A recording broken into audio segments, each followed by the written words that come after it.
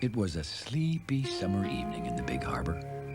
Not a boat or bellbuoy or barnacle was stirring. Everything was calm and cool and quiet. Except there was one little sound. A small, buzzing bee kind of sound. And then it grew to be a big, wood-sawing noise.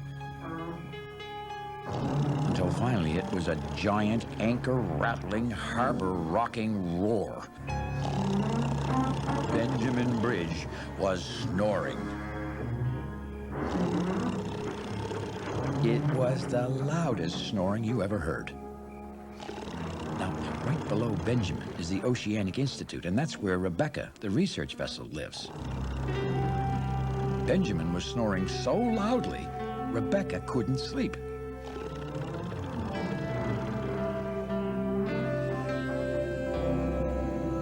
The next morning, Theodore was waiting for Rebecca with Shelburne, the giant sea barge. Rebecca was going to take them underwater exploring. "Here she comes," shouted Theodore. "Good morning," he whistled to Rebecca. But Rebecca didn't look like it was a good morning. You see, she was feeling tired because Benjamin Bridge had kept her up all night with his loud snoring. "Where are we going today?" asked Shelburne in his slow kind of voice. "Someplace," replied Rebecca sleepily. "Someplace," Theodore repeated to Shelburne. Theodore was a little puzzled. Rebecca was always so cheerful. But today she seemed, well, kind of grumpy. Rebecca led them to a small island they had never seen before, just outside the big harbor. "What are we looking for?" asked Shelburne. Something. Rebecca yawned again. "Something special, I bet," Theodore whispered to Shelburne.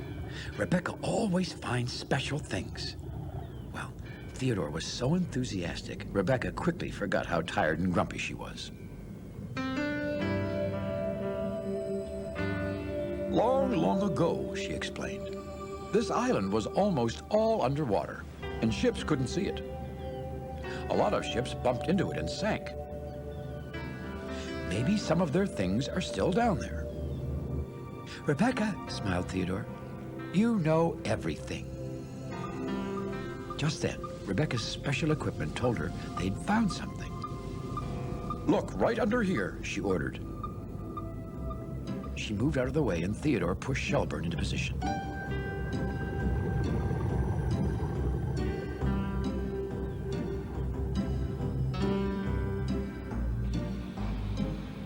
The big barge lowered his dredge to scoop up treasure from the bottom. Shelburne was working very slowly, like he usually did.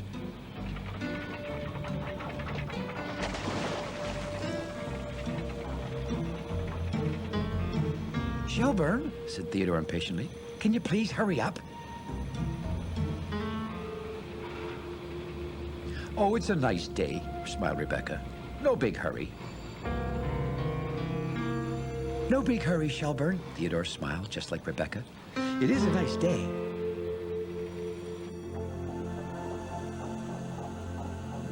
Down on the bottom of the ocean, Shelburne's dredge hit something.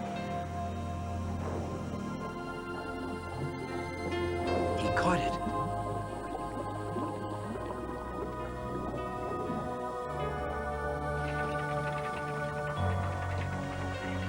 And brought up a wonderful old ship's bell. Well, everyone let out excited whistles. "Rebecca," said Theodore, "that was really great."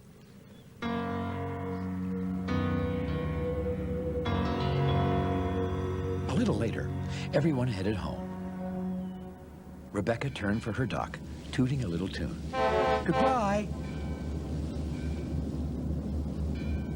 Theodore tooted a tune to say goodbye on his whistle, just the same as Rebecca had done. "Rebecca sure is nice," said Shelburne. Nice, smiled Theodore. Rebecca is perfect.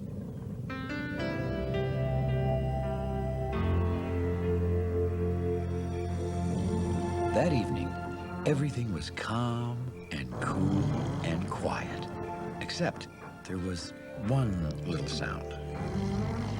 Near Rebecca's dock, Benjamin Bridge was snoring again. He was snoring so loud he was shaking and shuddering from one shore to the other. Every time Rebecca thought Benjamin had finally stopped snoring,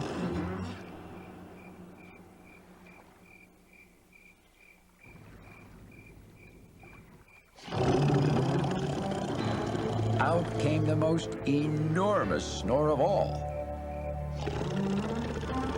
Rebecca knew it was going to be a very long, loud, snory night.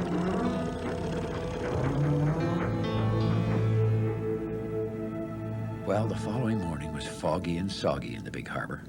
Theodore and Shelburne were waiting for Rebecca to go exploring again. When Theodore saw Rebecca, he blew his cheeriest "Good morning" whistle. Not so loud, grumbled Rebecca. You see, she hadn't slept one bit again on account of Benjamin's snoring, and now she was really tired and really grumpy. Theodore was really surprised. I mean, he couldn't ever remember Rebecca sounding so grumpy before. Is everything okay? Asked Shelburne slowly. Let's just get to work, frowned Rebecca. Yeah, let's just get to work. Theodore frowned at Shelburne, just like Rebecca.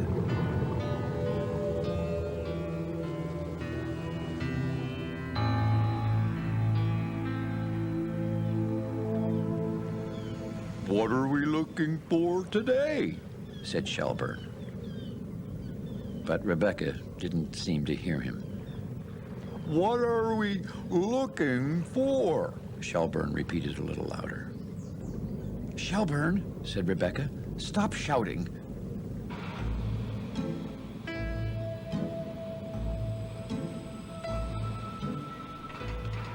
Shelburne was lowering his dredge slowly, very slowly into the water. And don't creak so loud, added Rebecca. Everything today seemed to upset her. Don't creak so loud, Shelburne, repeated Theodore. Theodore didn't really know why Rebecca was so upset, but if she was upset, he decided to be upset too. Shelburne began to lower his dredge even slower.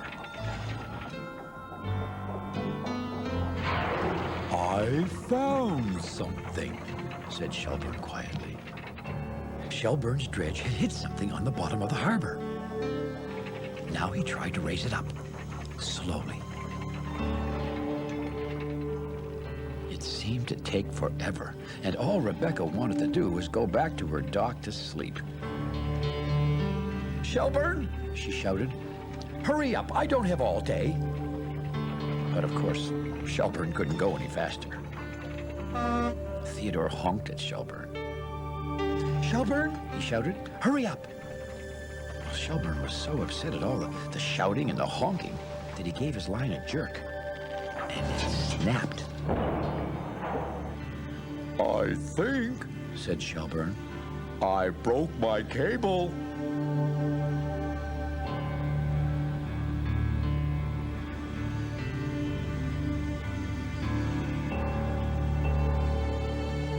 Theodore pulled Shelburne to the repair dock and headed home following Rebecca. No one said a word for what seemed like a very long time. Well, why did you do that? Rebecca said suddenly. For a moment, Theodore wasn't sure Rebecca was talking to him. Do what? He asked. Well, why did you shout at Shelburne? Asked Rebecca. This time, Theodore didn't say anything for a moment. You do that, he said finally. Now it was Rebecca's turn to look surprised. Yes, I guess I did, she said slowly. I don't know why I shouted at Shelburne, she added. But said Theodore slowly. "I thought you knew everything, Rebecca." Rebecca turned to Theodore. "I do know one thing," she said softly. "Well, what's that?" said Theodore. "I know I should apologize to you. I'm kind of tired and grumpy today. Benjamin kept me up all night with his snoring." "But you're the one who did the shouting," said Theodore. "Yes," said Rebecca slowly. "You're right, Theodore. I'm the one who did the shouting, and I'm sorry." Well, suddenly everything seemed kind of turned upside down to Theodore. Like the water was dry, and like the sky was wet, and like he was bigger than Rebecca. "Rebecca," he said at last. "Yes?" "It's okay. Nobody's perfect." For the first time that day, Rebecca smiled. "Thanks, Theodore," she said. "I'll remember that. But what am I going to do about Benjamin's snoring?" Theodore had an idea. "I think," he said, "that old ship's bell we found the other day is just the thing." "It is?" said Rebecca.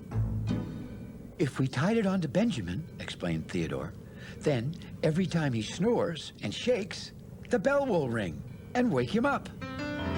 "That's a perfect idea," said Rebecca. "It's not perfect," grinned Theodore, "but it just might work."